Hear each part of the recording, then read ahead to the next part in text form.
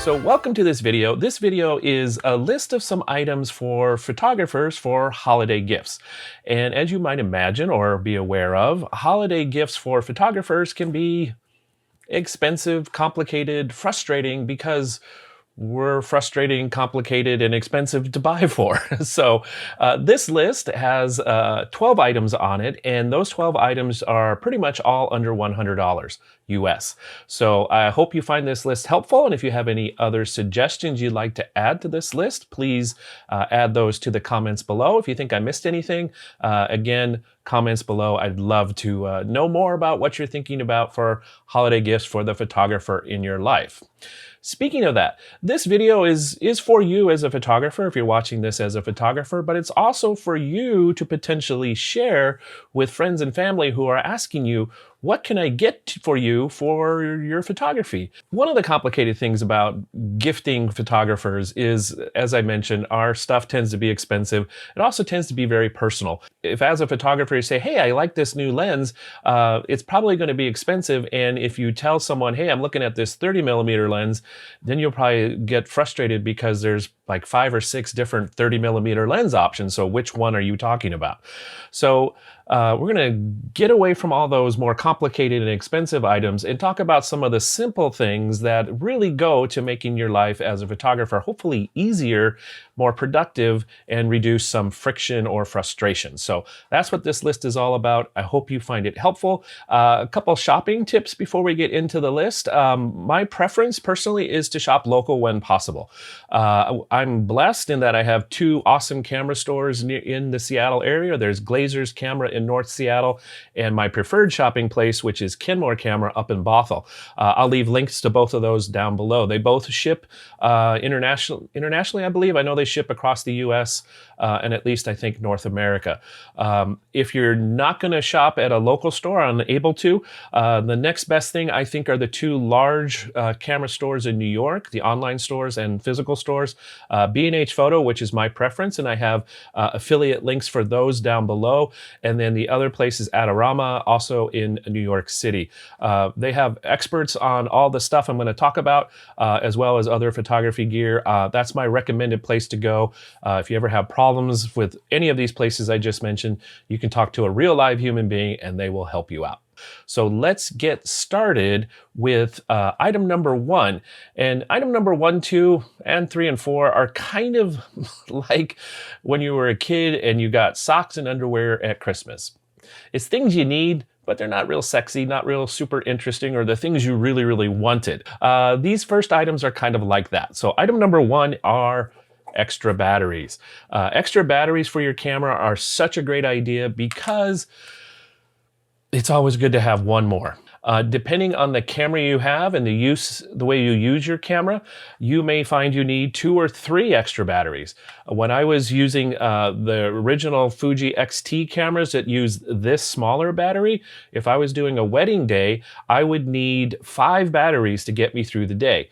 Now that I moved to the newer Fuji X-T camera, XH2S actually, it has a larger battery, and I get through a full wedding day of about 2,000 photos, 10 hours, with about 2 batteries plus half of another one. So exactly half as much, and I'm really glad for that. But I always have extra batteries. It never seems to fail that when you need a battery, you forgot to charge it. So it's good to have an extra one. It's also good if you haven't charged them in a while to go ahead and charge them. Batteries are anywhere from about $20, $30 for a third-party battery to $60 to $100 for original equipment manufacturer. So get the battery that fits your camera. Item number 2 on the list of things for photographers that are kind of like underwear and socks when you were a kid are memory cards. You pretty much can't make photos without them, so you need them. How many do you need? At least 2. As a backup, I'm going to talk about backup in a minute. I've not had a card go bad in the 14 or 15 years I've been doing digital photography, but I've heard people who have. And it's always a bummer when it happens. Secondly, sometimes you'll fill up a card. I have filled up memory cards before, especially on a wedding day. So it's good to have extras. Newer types cameras will oftentimes use this new type of memory card, which is called CF Express Type B, which tends to be quite a bit more expensive. These older ones that have been around quite a while, the SD cards, especially the UH1, which has just a single row of contacts, tend to be really, really affordable. $30 to $60 for lots and lots of storage. These CF Express Type B are anywhere from $200 to $600 depending on the capacity and speed. Another thing you'll need, depending on where you're saving your photos, if you're storing on your computer or to a laptop, one of the things you'll find is most modern computers have solid-state storage drives, which tend to be relatively lower capacity, anywhere from 500 gigabytes to a terabyte, maybe two. So what you'll need is more room for your photos. They take up lots and lots of space, especially with the newer cameras that tend to be higher resolution, 40 or so megapixels. Those photos take up more space. So you're going to need some extra room for those photos, either as the original primary storage place or as a backup. Spinning media portable drives like this are incredibly affordable now. This 5 terabyte drive goes for about $100, a little bit, about $110. You can get 2 terabyte drives, I believe, right now for about $60 at the time of this recording in late November 2022. There's other kind of flavors of these drives. This is a USB-C, so plugs right into my MacBook Pro, and it's a ruggedized drive, so it's theoretically a little more sturdy. It does cost a little bit more, but again, for primary storage, if that's what you're doing, or if you're taking this mobile quite a bit, it makes sense to have something just a little more rugged than the plastic guys. So that's a thought on that. The other kind of drive you might consider for at least portability are the solid state portable drives, such as this SanDisk. This is a 2 terabyte I've had for a couple years. These are quite a bit more expensive. They're just now coming down to about $100 per terabyte. Currently, again, late November 2022, 4 terabyte drives are running about $380, I think, depending again on the manufacturer and the speed. But these are amazing. Super small, tiny, small and tiny, sorry to be redundant, small and light. Very, very portable, no moving parts, very fast for moving data to and from. So this is a neat little stocking stuffer, or put it in a really big box with lots of padding and it'll be impressive because it doesn't take up much space by itself. The next 2 items on the list follow up on storing your photos, and that is to have a backup plan. I had, about 3 years ago, I had my primary drive with my photos on it fail. I wasn't too concerned because I had a backup, but I was copying from the backup. That backup also failed. So then I had to enter into searching for a place to get my photos recovered, my data recovered, which was incredibly expensive. So now all my photos live in 4 places. I have the primary storage, I have a backup, I have a second backup locally, and then I have a 4th backup, which is online. So let me tell you my 2 ways I do manage the local and online backups. So my online backup is a service called Backblaze. So the cool thing about Backblaze is it's unlimited storage. It's $70 a year, and it just happens in the background. You designate which files you want to back up, which for me are my photos and videos, primarily, as well as my main computer and the work files there. So it takes a while to do the first upload, especially when you have lots and lots of photos and videos, multiple terabytes possibly. So you also want to check with your internet service provider to make sure you have an unlimited data plan. Otherwise, you're going to be paying extra for at least that first upload, which for me took a couple months, believe it or not. Especially this internet service provider I have has relatively slow upload speed, so that first upload took a couple months. The second way, and item number 5 for your photography holiday list, is to have local storage automatically backed up.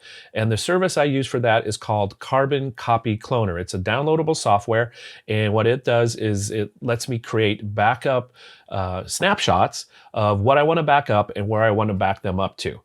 Carbon Copy Cloner is, again, a downloadable software. It's $40 for a one-time purchase. They do upgrade occasionally, and usually the upgrade price is about half of that.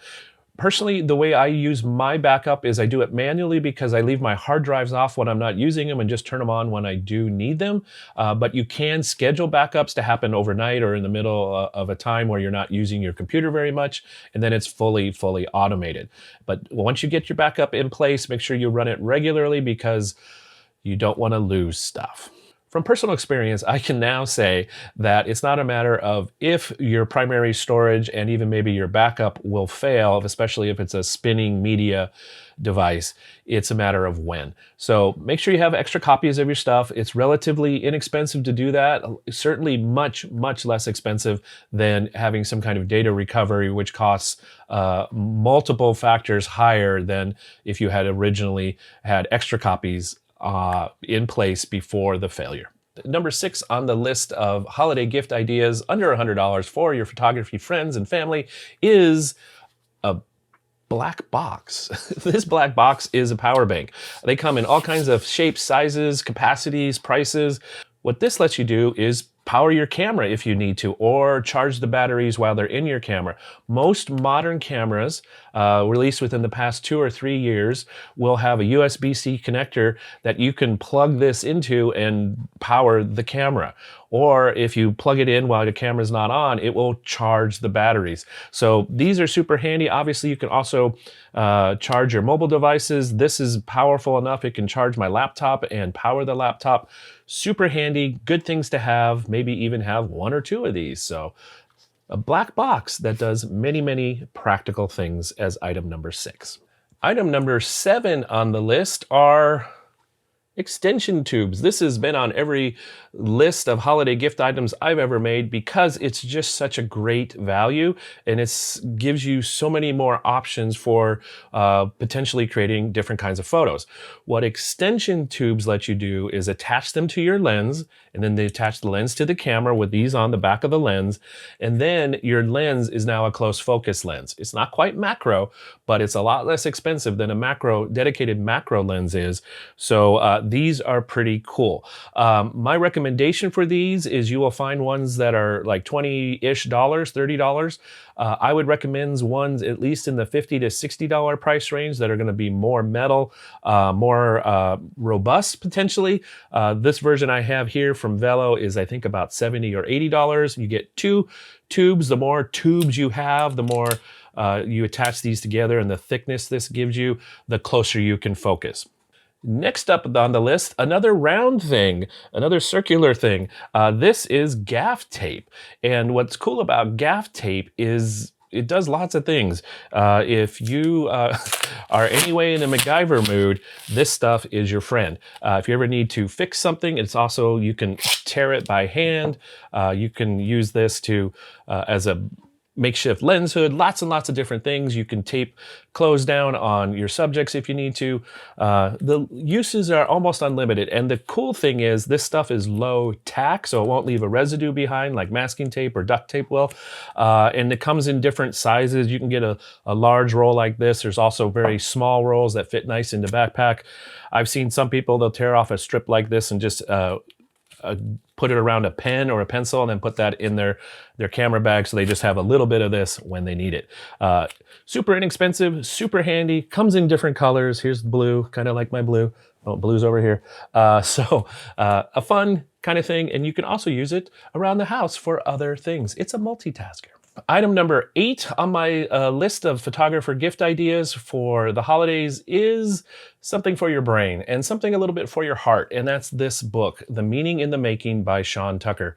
It's not a huge book, but it has a huge impact. I'm going to be rereading this. I've read it once. I'm going to read it again this holiday season as kind of a quiet time and a reflection moment of thinking about how I create, why I create, and all the things that go into creating. It's a great book for thinking about creativity. There are absolutely no photos in this book. It's not a photography book, but it is a book about creating, which is what photography is all about. Retail price is $20 US. It's available in most countries. There's a downloadable electronic version of this as well. So lots of different options for this book. I highly, highly recommend it. I've included a link down below to this on bookshop.org, which is an online bookseller that shares part of its profit with the local bookstore closest to your zip code. So if you want to support local bookstores and Sean Tucker and have a great resource for thinking about creativity, this book is highly recommended. Item number 10 on the list is a printer, a very small instant photo printer from Fujifilm called the Instax. This is the Instax Wide, which gives you prints like this. Pretty fun. These are great for sharing at events, or if you're out doing photography and just want to give somebody a photo. These are pretty cool. There's something magic about sharing these because it's instant and it's permanent, and you can hand this off to somebody. It's much more fun than clicking a like button on an Instagram photo. Instax printers come in this wide variety. They also have a square, and then they have a standard, which is much smaller. It's about business card size prints. So you have lots of different options with the Instax printer. You can also print from your mobile device. You can print from Fuji cameras directly to here. So lots of different ways to connect to this to make your photos happen. Item number 11 is another fun little gadget, which is a mini tripod. Who doesn't need an extra tripod in their life? You can never have too many tripods or camera bags. This is my first mini tripod, which is called the Pixie by Manfrotto. It's an awesome little guy. It's about $20, $25. Comes in a variety of colors, super solid. It really supports a surprising amount of weight, and it's very stable. It's got a cool little ball head in here that works really, really well. And it folds up nice and small. Carry it where you want. The next up is a little bit larger, a little bit more flexible. This one is by Oben. Again, I have a link for this below. This has legs that extend. Additionally, you can get this really wide if you extend all the legs out. It has an Arca Swiss mount on it. So if you have Arca Swiss tripod mount on your camera, this will work with that as well. It's got a nice little ball head, super sturdy. This one's carbon fiber, so it's light. This is in my camera bag all the time. Got quite a little mess going on here. So the last item on the list, item number 12 for gift ideas for photographers, is a photography glove. You might be asking, well, isn't any glove you're wearing when you take photos a photography glove? The answer, of course, is yes. But what these gloves do is something kind of special. So it's a regular black glove, but what they do is they have the finger, the thumb in this case, has a little magnet on the back side, and then the finger has that, so you can operate your camera controls, your shutter. Also has a zipper here, so you can put maybe some gaff tape in here, or an extra memory card, or an extra battery, or a hand warmer, or mints, I don't know. But these are really cool. They're nice and grippy, different sizes, shapes, textures, colors, super handy. They also work when it's the first day of snow, like today here in the Sammamish area, and you need to scrape the snow off your car when you go to the grocery store, which is what I did. So again, another multitasker, photography gloves that also work as non-photography gloves. So that's some thoughts on some ideas for gifts to give to your photography friends, or if you're a photographer, some ideas you can share with your friends and family who are asking you, what can I get you for your photography life? Now you have some ideas. As I mentioned at the beginning, if you have other under $100 US or so ideas for gifts for photographers, please leave them in the comments below. I'd love to grow this list and get ideas. As 2022 comes to a close, I hope you're staying safe, you're well, and you're out there having fun creating photos this year, this rest of this season. I also hope you're taking care of yourself mentally, physically, all those things of life that are super important, and you're able to spend time with friends and family, relax a little bit, enjoy hopefully this potentially crazy season, and find some quiet in the midst of that. That's my hope for you. So, as always, until I see you in the next video, stay safe, stay well, and have fun creating photos. Bye for now.